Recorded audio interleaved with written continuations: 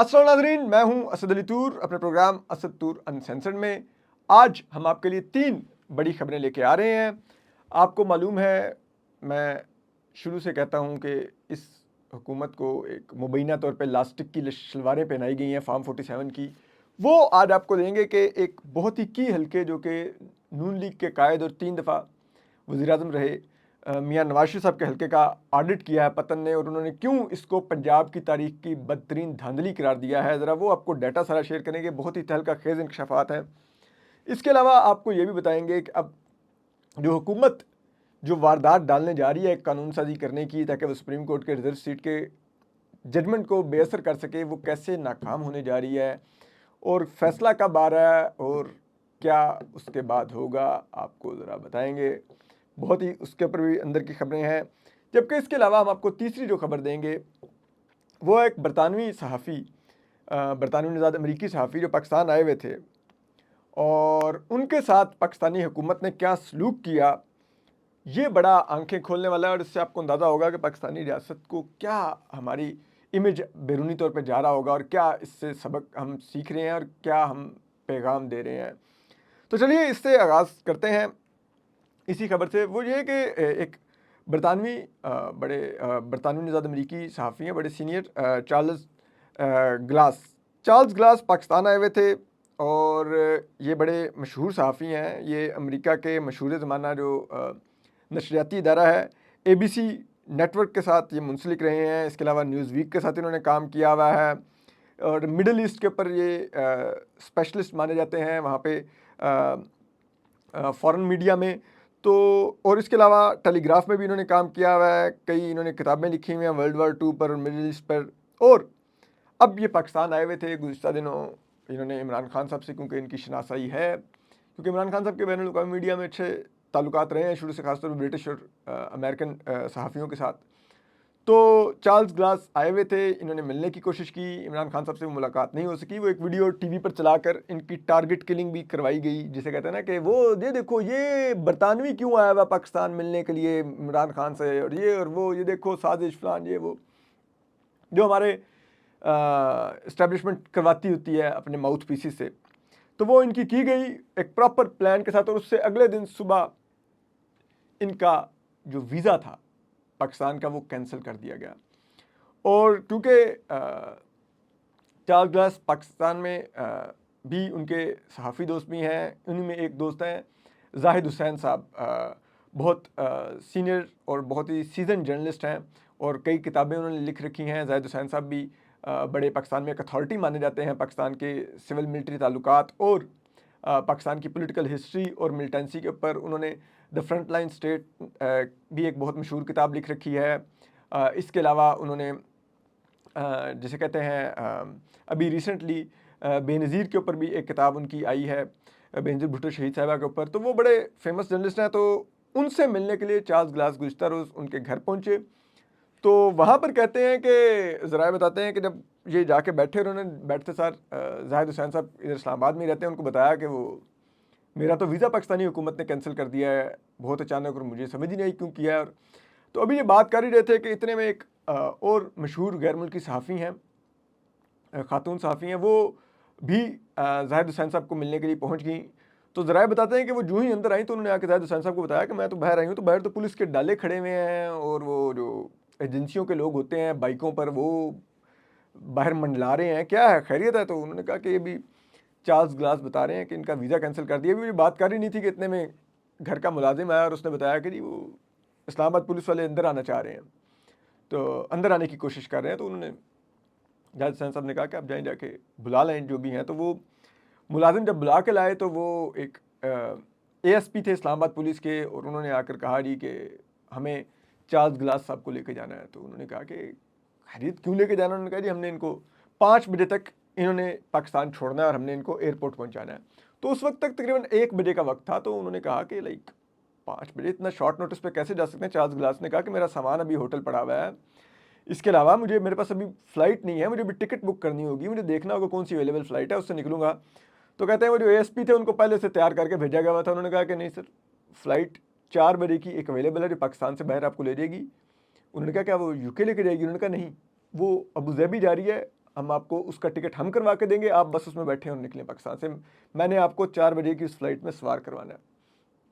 तो इस पर चार्ल्स ग्लास उन्हीं एक और जो खातून सहाफ़ी आई हुई थी जो गैर मुल्की सहाफ़ी हैं और बड़ी नोन सहाफ़ी हैं, उनके साथ फिर गए, जाके अपना सामान पिक किया और फिर पुलिस उनको लेकर एयरपोर्ट चली गई।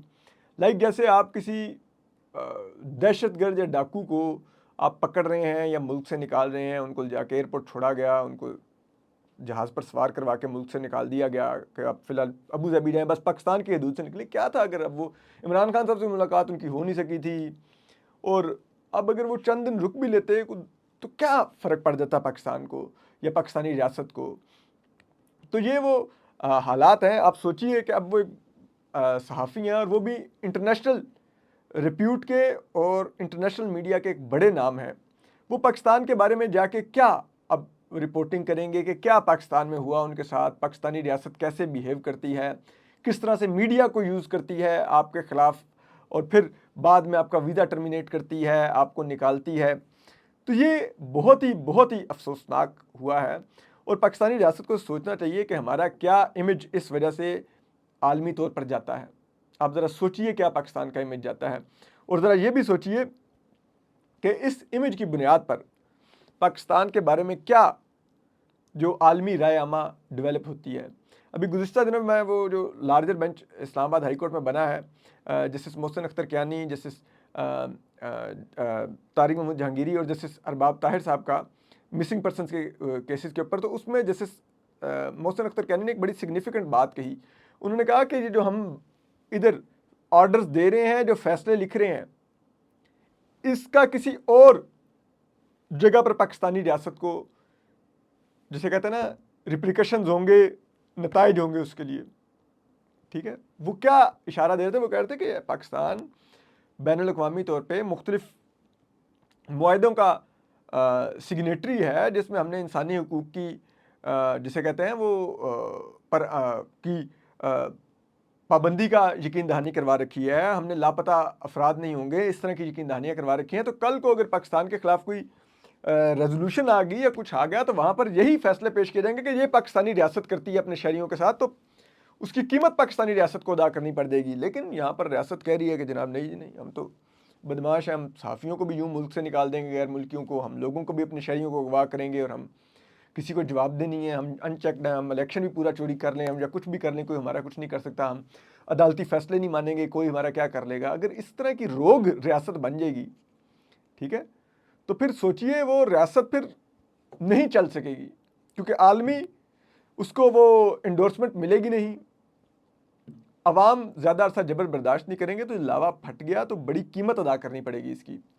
अब उसी तरह का एक और जो चीज़ सामने आई है वो है जो पतन नाम की एक ऑर्गेनाइजेशन है, उन्होंने मियां नवाज शरीफ बमुकाबला डॉक्टर यास्मीन राशिद जो था NA 130 लाहौर का, उसका ऑडिट किया है। ठीक है, और ये पंजाब की तारीखी पतन की हेडलाइन ये है अपनी रिपोर्ट की, पंजाब की तारीख की बदतरीन धांधली हुई है। यानी कि पाकिस्तान में सूबा पंजाब के 75 साल तारीख की ये बदतरीन धांधली उन्होंने करार दी है NA 130 में पतन ने। ठीक है, अकॉर्डिंग टू पतन। और उसमें वो ये कहते हैं कि जी इस हल्के में अब वो धांधली की निशानदेही कैसे कर रहे हैं। अब इस हल्के में अगर आप देखें तो मियां नवाज शरीफ साहब 1,71,024 वोट लेकर उनको जीता हुआ डिक्लेयर किया गया था, जबकि उनके मुकाबले में जिनको हारा हुआ डिक्लेयर किया गया था, जो दूसरे नंबर पर थी, वो PTI की हिमायत याफ्ता आज़ाद उम्मीदवार डॉक्टर यास्मीन राशिद थी, उनके वोट 1,15,043 किए गए थे। ठीक है, और इस हल्के में मियां नवाज शरीफ साहब की जीत को 55,981 वोटों की दिखाया गया था। ठीक है, 55,981 वोटों की लीड से मियां नवाज शरीफ साहब जीते हैं। अब आप अगर देखिए तो पतन ये कहता है कि जी इस हल्के में टोटल जो वोट कास्ट हुए वो 3,19,043 वोट कास्ट हुए। ठीक है, अब अगर आप देखें तो जो कौमी असम्बली का हल्का होता है उसके नीचे 2 सूबाई असम्बली के हल्के भी होते हैं, और यही होता है कि आप जब वोट डालने जाते हैं तो आपको 2 बैलेट पेपर मिलते हैं, एक कौमी असम्बली के वोट का और दूसरा सूबाई असम्बली के वोट का होता है। और हमेशा यही होता है, कोई ये नहीं होता कि जिसे कहते हैं ना, लोग कहते हैं मैं कौमी असम्बली में तो वोट डालूंगा, जो सूबाई असम्बली का है वो मैं खा के तो पानी पी के अंदर बाहर आ जाऊंगा, मैंने वोट डालना ही नहीं है। लोग यही करते हैं, वो कौमी असम्बली में वोट डालते हैं, सूबाई असम्बली में भी डालते हैं। हाँ, ये हो सकता है कि कौमी असम्बली में वो किसी जमात के उम्मीदवार को डालें, सूबाई असम्बली के किसी जमात के उम्मीदवार को डाल देंगे, ये ज़रूर हो सकता है। लेकिन ये नहीं होता कि कौमी असम्बली का लोग वोट डाल के आएंगे, सूबाई असम्बली का वोट लोग जेब में डाल के बाहर आ जाएंगे कि मैंने वोट नहीं डालना। ठीक है, आप मेरी बात समझ रहे हैं ना? तो अब वो कहते हैं कि जी कौमी असम्बली के जो हल्के में वोट कास्ट हुए वो 3,19,043 वोट कास्ट हुए, कुल वोट इस हल्के में। ठीक है, और सूबाई असम्बली की दोनों नशिस्तों पर जो इस अन्य 130 के नीचे आती थी उन पर जो वोट कास्ट हुए वो 2,40,918 थे, यानी कि 78,125 वोट कम पड़े सूबाई असम्बली में कौमी असम्बली की निस्बत। ठीक है, यानी कि कौमी असम्बली में और सूबाई असम्बली में जो वोटों का फर्क था, जो कि नहीं होना चाहिए था, वो 78,125 है, यानी कि 12% कम वोट लोगों ने सूबाई असम्बली में डाले, ये दिखाना चाह रहे थे। ठीक है, और आप जीत का मार्जिन देखिए मियां नवाज शरीफ साहब का 55,981। सूबाई और कौमी असम्बली में जो वोटों का फर्क है वो 78,125 है। ठीक है, उसके बाद वो कहते हैं कि जी इस हल्के के 166 पोलिंग स्टेशन पर मियां नवाज शरीफ साहब जीते, जबकि 208 पोलिंग स्टेशन पर पीटीआई की हिमायत याफ्ता डॉक्टर यास्मीन राशिद जीती। ठीक है, लेकिन जब टोटल हुआ तो मियां नवाज शरीफ साहब को 55,981 की लीड थी। अब ये 55,981 की लीड बनी कैसे, जो कि वो कहते हैं कि अनप्रेसिडेंटेड और एक्सेप्शनल है, जो तारीख में इस तरह नहीं मुमकिन होता। कि वो ये कहते हैं कि मियां नवाज शरीफ साहब जिन 166 पोलिंग स्टेशनों पर जीते हैं उनमें से 69 पोलिंग स्टेशन ऐसे हैं, 69 पोलिंग स्टेशन जहां पर जो वोटिंग टर्नआउट था वो 80% से लेके 102% तक कर दिया गया, दिखाया गया। ठीक है, यानी कि 3 पोलिंग स्टेशन ऐसे हैं जहां पर 100 और 102% वोट भी पोल हुए, यानी कि ये मुमकिन ही नहीं है। वो कहते हैं कि दुनिया में, पूरी दुनिया में जहां पर आउटस्टैंडिंग किसी पोलिंग स्टेशन पर टर्नआउट हो जाए ना तो वो 90% तक जाता होता है। यहां पर 100 से भी ज्यादा, लाइक एक हल्के में 100 वोट एक पोलिंग स्टेशन में रजिस्टर थे, वहां पर आके 102 लोग वोट डाल गए, जो मुमकिन ही नहीं है। आपके पास एक फहरिस्त होती है कि आपके पोलिंग स्टेशन में ये लोगों के वोट रजिस्टर हैं, उसके मुताबिक वहाँ पे जो इलेक्शन अमला होता है वो पर्चियाँ काट के देता है। उसने कैसे 100 वोटों के पोलिंग स्टेशन के अंदर 102 वोटों की पर्चियाँ काट दी होंगी, मतलब ये भी होता रहा। ठीक है, और फिर वो कहते हैं कि उनमें से 60 पोलिंग स्टेशन ऐसे थे जहाँ पर 80 से 99% वोट पोल हुए, 3 पोलिंग स्टेशन ऐसे थे जहाँ पर 100 से 102% वोट पोल हुए। ठीक है, और फिर वो कहते हैं कि जी ये जो 69 पोलिंग स्टेशन जहाँ पर टर्न आउट 80% से लेके 102% तक गया, ये 69 के 69 पोलिंग स्टेशन मियां नवाज शरीफ के जीते हुए 166 पोलिंग स्टेशन थे में आते थे। ठीक है, यानी कि डॉक्टर यास्मीन राशिद जिन 208 पोलिंग स्टेशन पर जीती वहां पर कहीं पर भी गैर मामूली वोटिंग टर्नआउट नहीं हुआ, लेकिन मियां नवाज शरीफ जिन पोलिंग स्टेशन पर 166 में जीते उनमें से 69 पोलिंग स्टेशन में 80% से लेकर 102% तक वोट पोल हो गए। ठीक है, और वो कहते हैं कि डॉक्टर यास्मीन राशिद के पोलिंग स्टेशन में जो वोटिंग टर्नआउट था, मियां नवाज शरीफ साहब के पोलिंग स्टेशन में जो वोटिंग टर्नआउट था उसमें 40% का फर्क है। ठीक है जी, फिर वो ये कहते हैं कि मियां नवाज शरीफ साहब के जो फॉर्म 45 थे जो उन्होंने इलेक्शन कमीशन की वेबसाइट से डाउनलोड करके उनको काउंट किया, तो उन फॉर्म 45 के मुताबिक जो मियां नवाज शरीफ साहब के वोट बन रहे थे, जब फॉर्म 47 देखा गया तो मियां नवाज शरीफ साहब को 12,000 से जायद वोट एक्स्ट्रा फॉर्म 47 में लिखे हुए थे, यानी कि फॉर्म 45 में जो वोट मियां नवाज शरीफ के बन रहे थे उससे 12,000 वोट बढ़ा के फॉर्म 47 में लिख दिए गए जब टोटल काउंट किया गया। और डॉक्टर यास्मीन राशिद साहिबा के 3,000 वोट घटा दिए गए जो फॉर्म 45 के लिहाज से बनते थे फॉर्म 47 में, यानी कि टोटल उन्होंने कहा यहाँ पर भी 15,000 वोटों का फर्क डाला गया मियां नवाज शरीफ साहब की जीत के लिए। ठीक है, इस रिपोर्ट के मुताबिक। अब अगर आप देखिए तो फिर ये कैसी जीत है, और ये गैर मामूली इसलिए भी है कि अगर आपको याद हो जिस दिन ये इलेक्शन हो रहे थे, ठीक है, तो मियां नवाज शरीफ साहब के हल्के के रिजल्ट 18 घंटे बाद आए थे।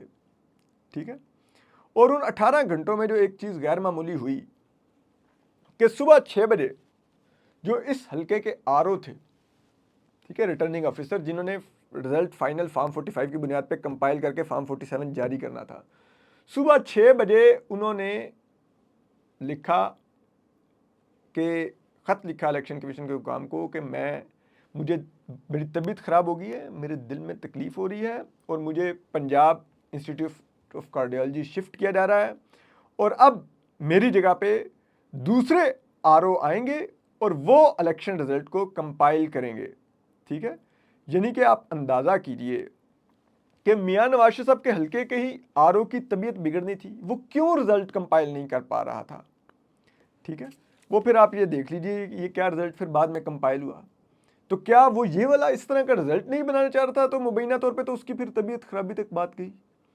क्या उस पर कोई गैर मामूली दबाव था कि इस तरह के रिजल्ट बनाने के लिए कि वो फिर एंड में हॉस्पिटल उसको शिफ्ट होना पड़ा। और ये जो आरओ थे, असगर साहब इनका नाम था, जिन्होंने ख़त लिख के कहा कि जी मैं तो अस्पताल गया, और फिर इनकी जगह आके जिन आरओ मौसूफ ने रिज़ल्ट बनाए, ठीक है, वो थे रियाजुद्दीन साहब, जिन्होंने ये फिर रिज़ल्ट माशाल्लाह बनाए। अब बात यह है कि इसीलिए हम कहते हैं, मुझे कुछ इस चीज़ का बहुत अफसोस होता है, मुझे गुस्सा नहीं आता लेकिन मुझे अफसोस होता है बहुत ज़्यादा, जो कि मियां नवाज शरीफ साहब 74 साल उनकी उम्र हो गई है, अपने पॉलिटिकल कैरियर की इस पीक पर, ठीक है, 3 दफ़ा वज़ीर आज़म रहे और उनसे हमें बहुत तवक्को थी कि वो स्टेट्समैनशिप का मुजाहरा करेंगे। ठीक है, क्या उनको ये इस तरह के रिजल्ट एक्सेप्ट करने चाहिए थे और अपनी जमात को इस तरह का मैंडेट के साथ हुकूमत बनाने की देनी चाहिए थी इजाज़त, कबूल करना चाहिए था इस तरह का मैंडेट? इस तरह की लास्टिक की शलवारों वाली जो हुकूमत है वो लेनी चाहिए थी? आप ये तो सोचिए ना कि मियां नवाज शरीफ साहब उस रात जब ये सब कुछ हो रहा था, उस विक्ट्री स्पीच से पहले क्यों नहीं कह सकते थे मियां शहबाज शरीफ साहब को, अगर वो आके कह रहे थे कि जी बस गल होगी ये भाईजान, तो वो उनको कह देते कि नहीं इस तरह की हुकूमत नहीं चाहिए, मैं आपको शेरवानी चढ़वाने के लिए अपनी, जिसे कहते हैं ना, पूरी जो सियासी कैरियर है उसको यूं नहीं डूबने दूंगा। आप बैठते स्टेट्समैनशिप दिखाते, कहते हैं कि जनाब हमने एफर्ट की, हमने लड़ा इलेक्शन, लेकिन लोगों ने वोट दे दिया है पीटीआई को, जाए जाके पीटीआई हुकूमत बना ले, और फिर अगर लोगों को लगता है कि वो डिलीवर कर सकती है करे, अगर नहीं करती तो हम अपनी बारी का इंतज़ार करेंगे। और यकीन कीजिए इससे मियां नवाज शरीफ के कद काठ में मज़ीद इजाफा होता है। और अब ये जो मुल्क आज जिस माशी दलदल में गिरा हुआ है, आप सोचिए जो अब अनपॉपुलर फैसले पीएमएलएन को लेने पड़ रहे हैं, ठीक है, वो फैसले पीटीआई को लेने पड़ते, और पीएमएलएन बेशक 8 फरवरी 2024 को नीचे गिरी हुई थी, बाउंस बैक कर जाती।